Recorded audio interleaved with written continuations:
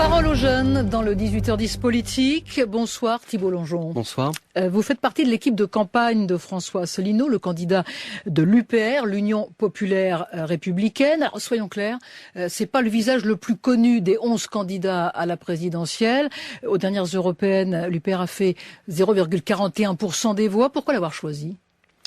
Tout simplement pour son projet, pour sa vision et son programme qui est cohérent et cohérent depuis 10 ans. Il a fondé l'Union Populaire Républicaine le 25 mars 2007. Voilà. Date symbolique pour le traité de Rome. Exactement. Et hier, nous fêtions les 10 ans de l'UPR à la Villette.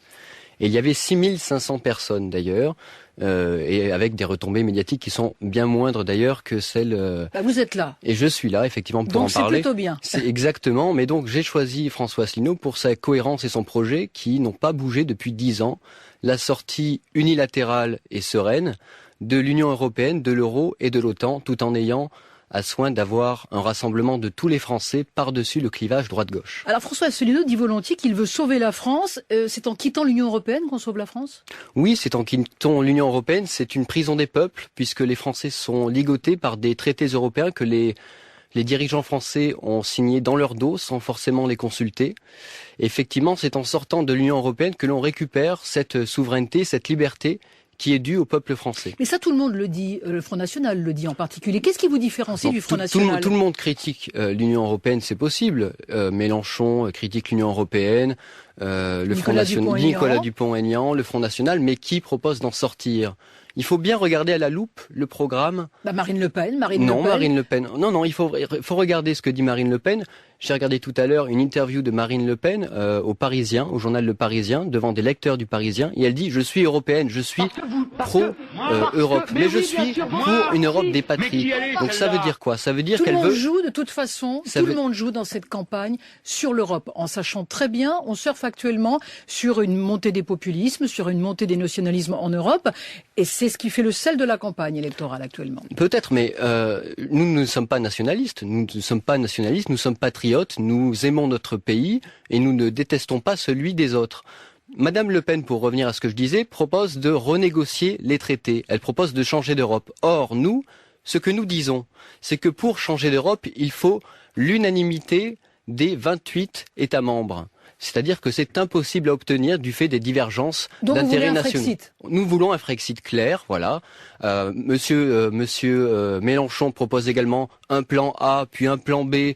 Personne ne comprend vraiment. Nous proposons quelque chose de clair, c'est inscrit. Depuis 10 ans, nous proposons la sortie de l'Union européenne, de l'euro, mais aussi de l'OTAN par le traité de l'Atlantique Nord, l'article 13. Alors justement, sur l'OTAN, il y a une solidarité actuellement entre les pays de l'OTAN. On en fait partie, c'est une force. Vous ne craignez pas de fragiliser la France en quittant l'OTAN ? Mais écoutez, la Suisse n'est pas membre de l'OTAN, elle n'est pas pour autant... vous voulez que la France devienne la Suisse ? Elle n'est pas pour autant fragilisée. Nous ne voulons pas que la France devienne la Suisse, nous voulons que la France devienne la France, comme c'était du temps de Charles de Gaulle. En parfaite autonomie et en parfaite indépendance. C'est-à-dire que, par exemple, vous avez des pays qui sont indépendants et qui ne sont pas dans l'OTAN. Alors pourquoi devrait-on être dans l'OTAN pour être indépendant ? Nous sommes en faveur d'une solidarité avec tous les pays du monde, sans forcément distinction de peuples torchons et de peuples serviettes. Vous ne trouvez pas qu'il est légitime d'intervenir en Syrie ou en Irak contre l'État islamique ? C'est des sujets sur lesquels il faut se pencher, bien entendu, mais lorsque l'OTAN et l'Occident financent des rebelles syriens, c'est davantage pour déstabiliser le régime de Bachar el-Assad que pour détruire l'État islamique. Il y a quand même un pays qui est dans votre ligne de mire, ce sont les États-Unis. En tout cas, l'Amérique d'Obama. C'est pareil avec l'Amérique de Donald Trump ? C'est pas pareil. Déjà, nous ne sommes pas anti-américains, nous ne sommes pas forcément contre les États-Unis. Nous sommes contre une certaine politique qui est menée depuis plusieurs décennies par les dirigeants américains, mais nous n'avons rien contre le peuple américain. L'Amérique de Donald Trump, effectivement, nous avons vu qu'il y avait eu des déclarations qui étaient assez incroyables du dirigeant élu, disant que l'OTAN était une structure obsolète, disant que les États-Unis avaient créé Daesh, tout simplement. Mais aussi, nous avons vu qu'il y avait des déclarations qui étaient tout simplement scandaleuses sur l'immigration, sur les femmes, sur les homosexuels. Ça, nous condamnons et nous regardons ça. Nous sommes indépendants. Nous sommes indépendants à la fois des États-Unis, mais aussi de la Russie et de toute autre puissance étrangère. Vous parlez de l'immigration. En dehors de l'Europe et de l'OTAN, c'est quoi le fond de votre programme sur la politique migratoire, par exemple? Il faut fermer les frontières?